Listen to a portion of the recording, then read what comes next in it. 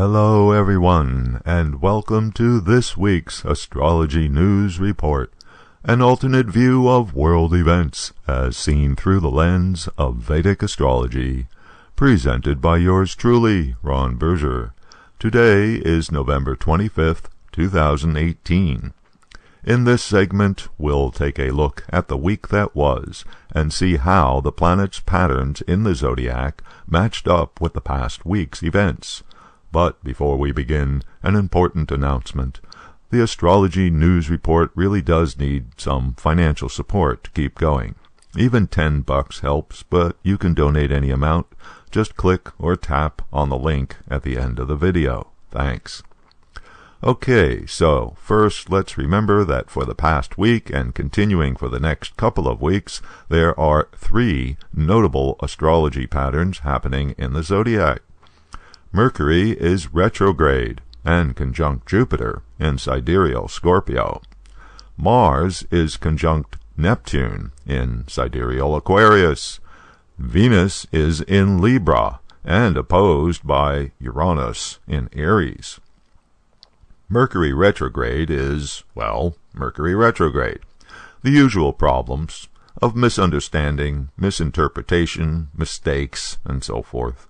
But now compounded by association with Jupiter, planet of beliefs and confidence.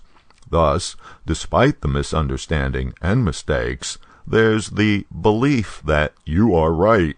So, reasons and explanations are even more irrational. This applies to everyone on all sides. There's another way that this planetary combination can manifest. Mercury retrograde is the planet of facts and data, going back over the past. Jupiter is the planet of truth and justice. Scorpio is the sign of alliance, conspiracies, and investigations. Simultaneous with Mercury retrograde with Jupiter, we have Mars together with Neptune, a rather ominous energy that puts together the planet of actions, force, and impatience, with the planet of illusions, distrust, and deception. Doesn't sound good. Another thing to note here is that Mercury retrograde Jupiter combination is in Mars's sign Scorpio, thereby donating this dubious planetary energy to Mars, which is itself in a problematic combination with Neptune. Thus, Mars becomes double trouble. And then there's the situation with Venus. Now, out of its retrograde period, and still in its own sign, Libra, Venus should offer some relief. But no, this is not to be, because Uranus, the planet of rebellion, the planet of disruption, is directly opposite and influencing Venus, and thus screwing up any possibility of harmony and agreement that Venus might have to offer. So, how has this been manifesting in the world lately? Well, there are so many examples, it's hard to know where to begin. The dust is still settling from the midterm elections. Over a week after the event, votes were still being tallied, and in many cases, winners turned into losers, and vice versa. Mercury retrograde is the planet of data and making decisions, going back over the past. And Mercury retrograde is about making corrections. So, in the aftermath of the actual election, there's been a lot of correcting the results. Turns out, it was a blue wave after all.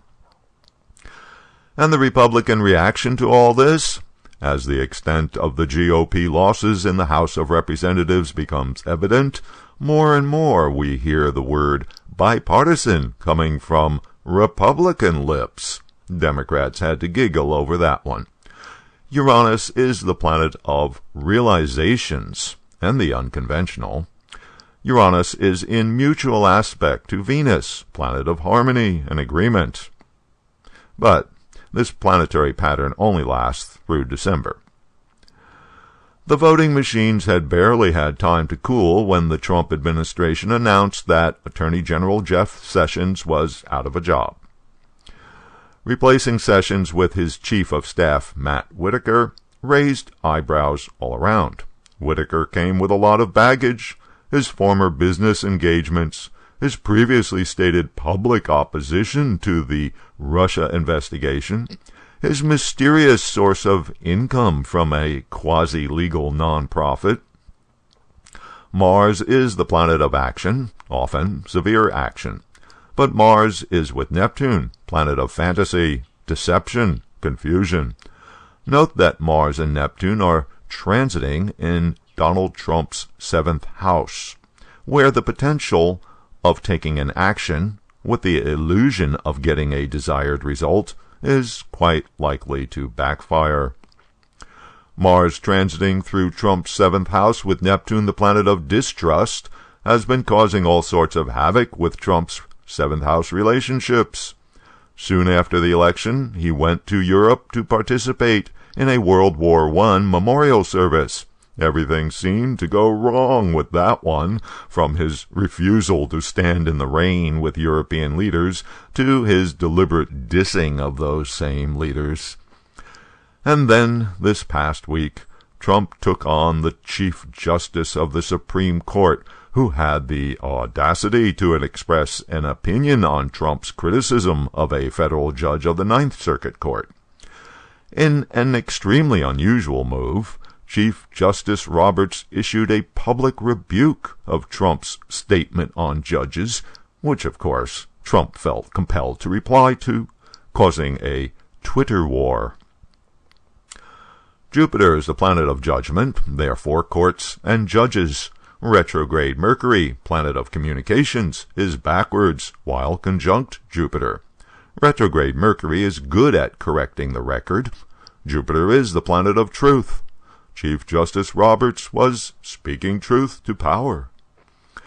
Meanwhile, over in Europe, the Brexit mess seems to be closing in on some sort of conclusion.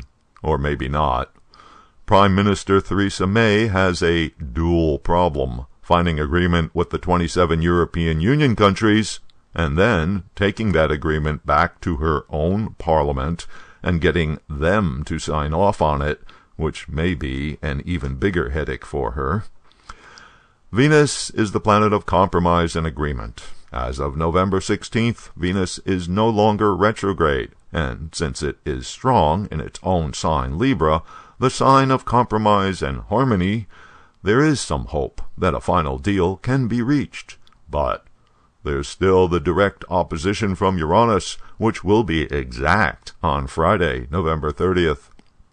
Uranus, the planet of disruption, is retrograde in Aries, a sign of willful independence, and, while influencing Venus, the potential for any agreement to get bollocksed up remains quite high for at least another week.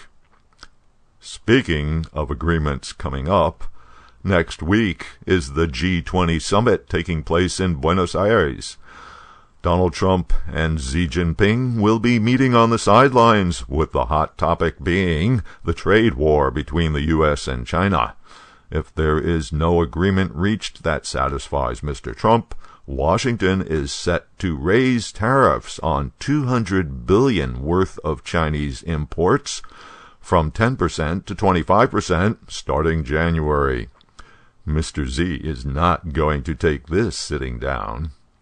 What are the planetary patterns for next week? Doesn't look good.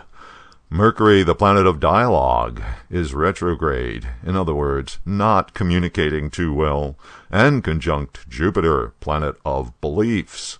Furthermore, Mercury is the planet of consensus, and even if it is conjunct Jupiter, the planet of conciliation, the retrograde condition of Mercury is quite likely to screw up any meeting of the minds. Meanwhile, Mars, planet of action, is combined with Neptune, planet of illusion, distrust, and deception, and, as mentioned already, Uranus, planet of independence and disruption, will be directly opposing Venus, planet of agreement, exact at the end of the week. Also on the agreements agenda for the next couple of weeks, Congress is barreling towards a looming deadline for a budget to prevent a partial government shutdown. Negotiators say they don't want to kick the funding fight to next year, but lawmakers will have just 10 scheduled workdays to strike a deal by the December 7th deadline. With Republicans faced with losing power in the House in January, there's considerable pressure to finish the bill while they still have the majority. By the way, have you noticed that there are no ads on this YouTube channel? That's because some viewers have responded to my request for donations. A big thank you to those who are helping to keep the Astrology News Report going and ad-free. You too can become a supporter. Just click on or touch the donation card you see here, which will take you to the donation page. Thanks, and until next week.